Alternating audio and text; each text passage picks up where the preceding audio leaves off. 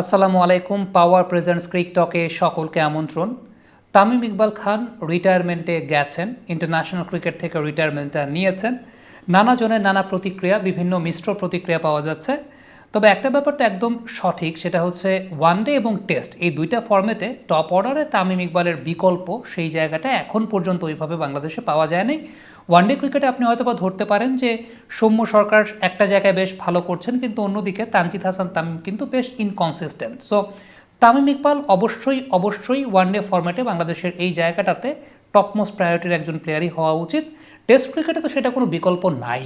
Test match ক্রিকেটে যেভাবে বাংলাদেশের ওপেনিং পেয়ার চলছে গেল 3 বছর ধরে বা 2 বছর ধরে যদি চিন্তা করেন, সেটা আমরা জানি যে টেস্ট ম্যাচ ক্রিকেটে তো একদম কোনো কথাই নাই। ইভেন অনেকে হয়তো বলবেন যে তামিম ইকবালের যে ফিটনেস লেভেলটা, সেই ফিটনেস লেভেলটা ইন্টারন্যাশনাল ক্রিকেটের সঙ্গে আসলে কতটুকু সঙ্গতিপূর্ণ।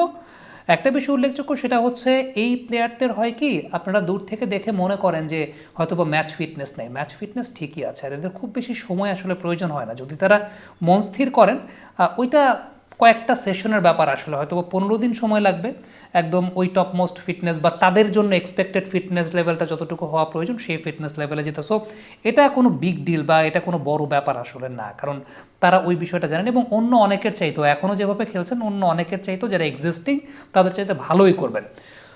অল অফ আ সাডেন সেই জায়গাটাতে কি হয়ে গেছে, কি হয়েছে, উই ডোন্ট নো আসলে কি হয়েছে। যেটা হয়েছে সেটা দিন শেষে ভালো হয়নি এই দেশের ক্রিকেটের জন্য। সাকিব আল হাসান, তামিম ইকবাল, তাদের মধ্যে যে ঝামেলাটা, ব্যক্তিগত দ্বন্দ্বের জায়গা, সেটা অনেক আগে থেকেই ছিল।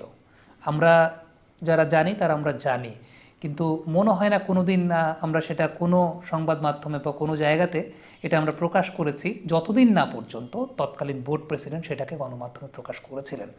এবং এই জায়গাটি আমার কাছে মনে হয় যে তৎকালীন বাংলাদেশ ক্রিকেট বোর্ড এই ব্যাপারটাকে একেবারেই সামলাতে পারে না, এই ব্যাপারটাকে হ্যান্ডেলই করতে পারে না। এটাকে হয়তো আর একটু ডিপ্লোম্যাটিক ওয়েতে হ্যান্ডেল করার মতো একটা ব্যাপার ছিল। আমি একটুকু গ্যারান্টি আপনাদেরকে দিচ্ছি যে ওনাদের ব্যক্তিগত দ্বৈরথের যে জায়গাটা, যেটা নিয়ে পরবর্তী পর্যায়ে এত ওভার এক্সপোজড হয়ে এত কিছু হয়েছে, এই ঝামেলাটা আরও বহু আগে থেকেই ছিল।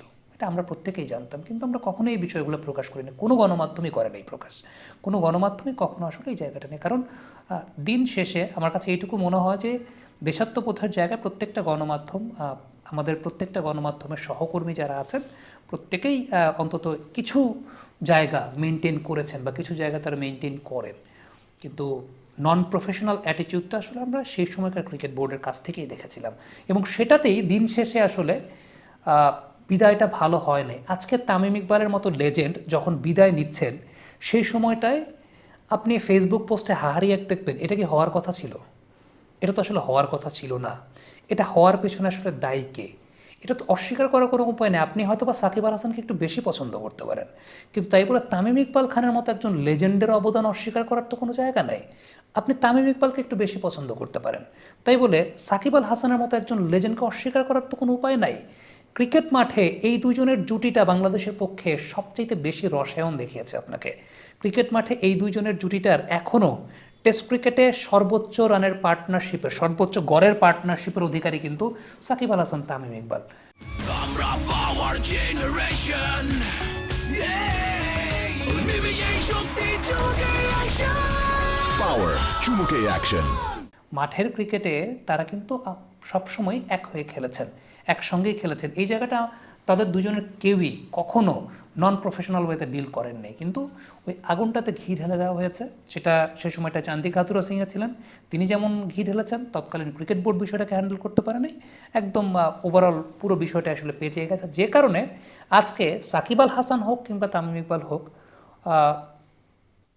অবসর নিচ্ছেন, বা তাদের কোনো একটা ডিমোটিভেটিং ফ্যাক্টর, তাদের কোনো একটা এমন ফ্যাক্টর যে ফ্যাক্টরটা আসলে তাদেরকে পজিটিভভাবে রিপ্রেজেন্ট করে না, সেটা অনেকের কাছে খুব মজা লাগে। ওই যে বললাম যে হাহারি অ্যাক্টের জায়গা, কেউ তামিম ইকবালকে অভিনেতা বলছেন বা কেউ তামিম ইকবালকে এইটা বলছেন, কেউ সাকিব আল হাসানকে নিয়ে বিভিন্ন বিশেষণে বিশেষায়িত করছেন। হ্যাঁ, তার রাজনৈতিক পরিচয়ের জায়গাটা সেই জায়গাটা আনলাম না, ওইটা অন্য আবেগের জায়গা হতে পারে, কিন্তু ক্রিকেটার সাকিব আল হাসানকেও অনেকে যারা পছন্দ করেন না, দেশ যেখানে দুই ভাগ হয়ে গেছে আসলে 2023 বিশ্বকাপের সময়, এবং ওই যে ক্ষতিটা, এটা দেশের ক্রিকেটের ব্র্যান্ডিং একটা বড় ইম্প্যাক্ট পড়েছে। আমার কাছে মনে হয় তার আগ পর্যন্ত দেশের ক্রিকেটের দর্শকরাও আসলে এক ছিলেন, দেশের ক্রিকেটের দর্শকরাও এক ছিলেন।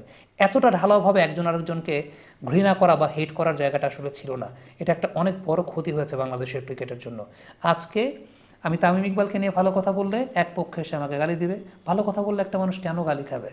মহান আল্লাহ রাব্বুল আলামিন তো বলেছেন যে মানুষের ব্যাপারে ভালো ভালো কথা বলতে। এখন মানুষের ব্যাপারে ভালো কথা বললে যখন গালি খেতে হয়, তাহলে বুঝতে হয় যে এই জায়গাটা কলুষিত হয়ে গেছে। আবার যদি ধরেন না আরেকজনকে নিয়ে, সাকিবকে নিয়ে ভালো কথা বলে, তাহলে আরেকটা পক্ষে এসে গালি দেবে। মানে ভালো কথা বললেই কেউ না কেউ গালি দিবেই। এখন ফ্যাক্টর জায়গাটা ওইটাই। তার মানে আমাদের আশেপাশের পরিবেশটা কতটুকু কলুষিত হয়ে গেছে, যেখানে ভালো কথা বললে, কাউকে অ্যাপ্রিসিয়েট করলে, কাউকে প্রেইজ করলে, কাউকে ভালো বললে, সেই জায়গাটায় মন্দ কথা শুনতে হয়। কেন সেটা হবে? যখন সেটা হবে তখন বুঝতে হবে জায়গাটা পুরোই কলুষিত, এবং বাংলাদেশ ক্রিকেটকে এই ইস্যুতে কলুষিত করা হয়েছে, এবং সেই দায়টা তৎকালীন বাংলাদেশ ক্রিকেট বোর্ড একেবারেই এড়াতে পারবে না, এবং সেই সঙ্গে কোচ চান্ডিকা হাতুলা সিংহে। কমেন্ট বক্সে আপনাদের মন্তব্য মতামত জানতে চাই।